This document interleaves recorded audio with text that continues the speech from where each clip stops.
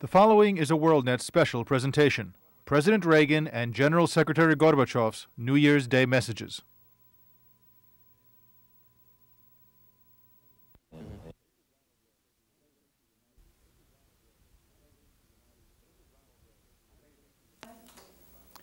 Good evening. This is Ronald Reagan, President of the United States.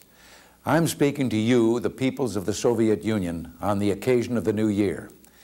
I know that in the Soviet Union, as it is all around the world, this is a season of hope and expectation, a time for family to gather, a time for prayer, a time to think about peace.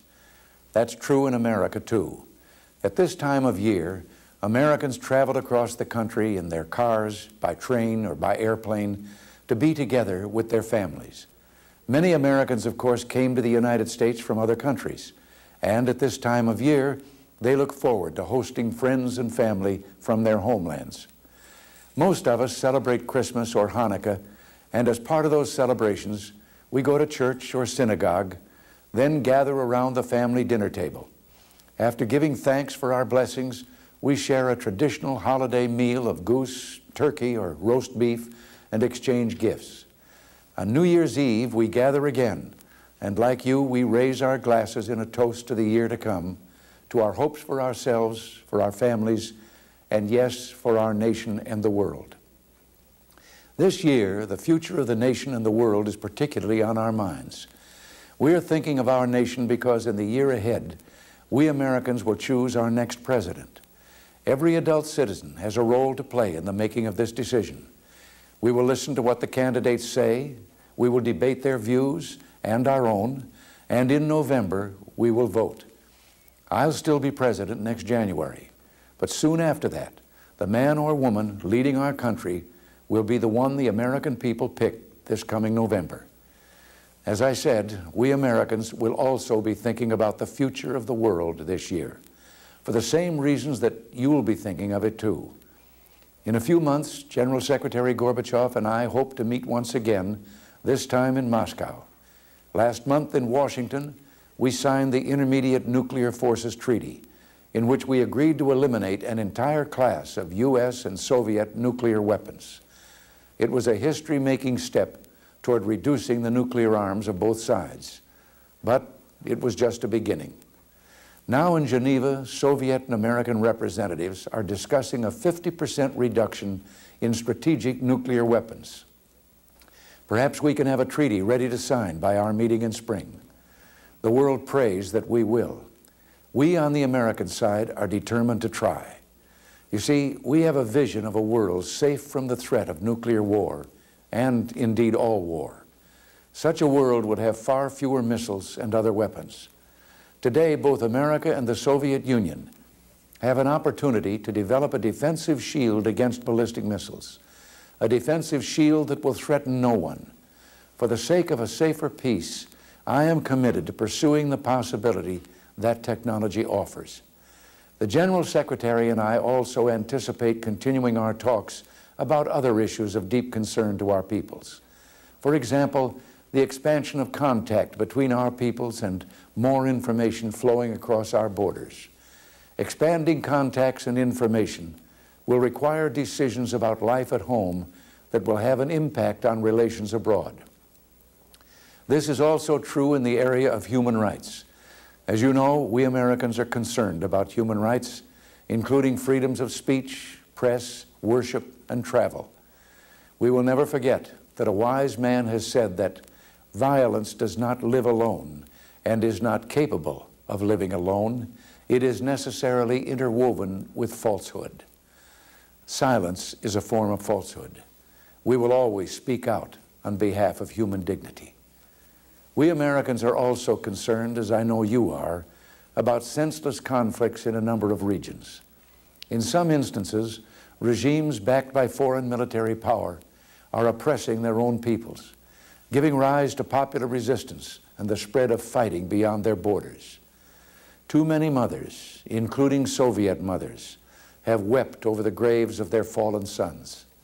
True peace means not only preventing a big war, but ending smaller ones as well. This is why we support efforts to find just, negotiated solutions acceptable to the peoples who are suffering in regional wars. There is no such thing as inevitability in history. We can choose to make the world safer and freer if we have courage. But then, courage is something neither of our peoples have ever lacked. We have been allies in a terrible war, a war in which the Soviet peoples gave the ages an enduring testament to courage. Let us consecrate this year to showing not courage for war, but courage for peace. We owe this to mankind. We owe it to our children and their children and generations to come. Happy New Year. Thank you, and God bless you.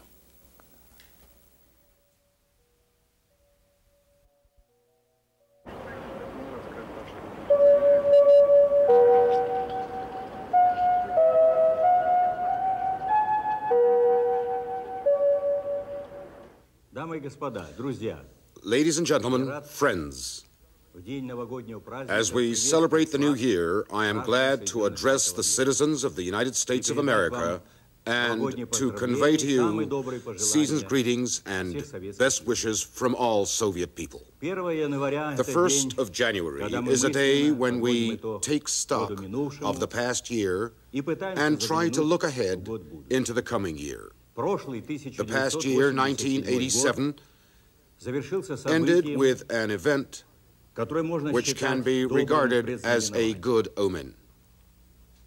In Washington, President Reagan and I signed the treaty on the elimination of intermediate and short-range missiles.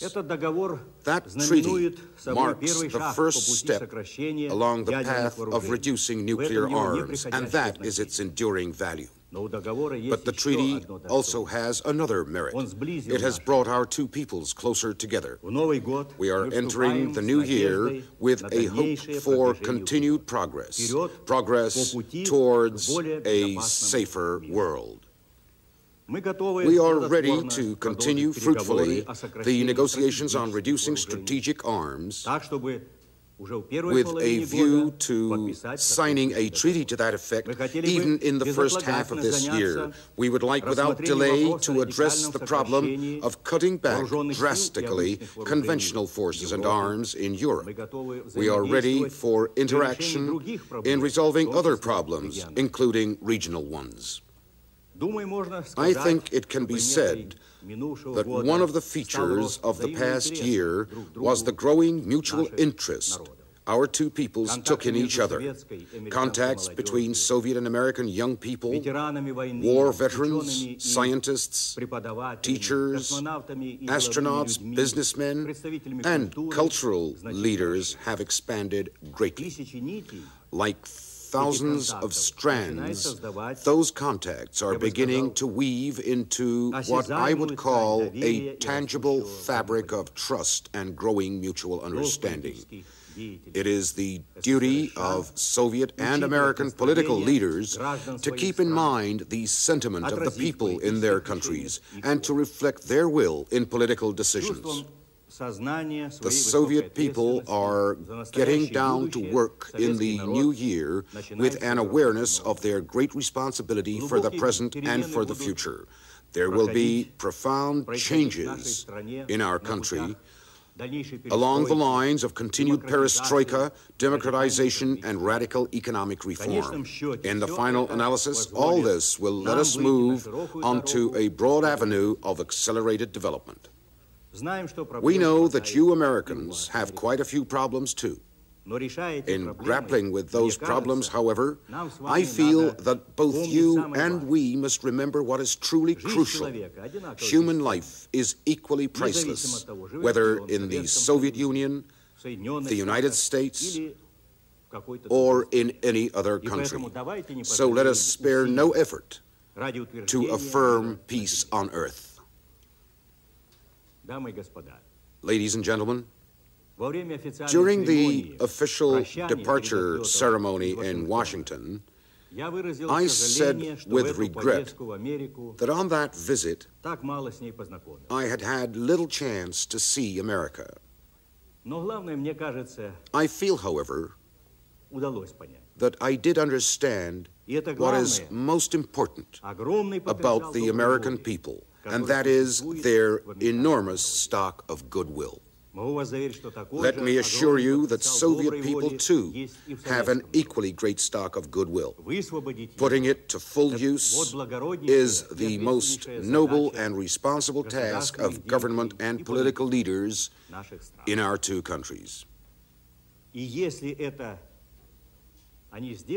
If they could only do that, what is but a dream today would come true.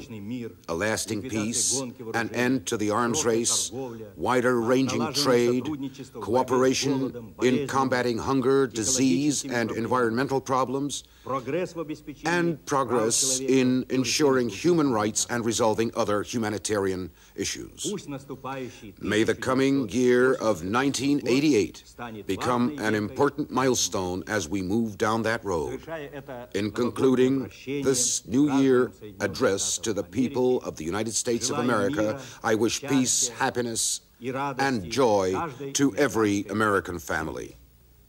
A Happy New Year to all of you.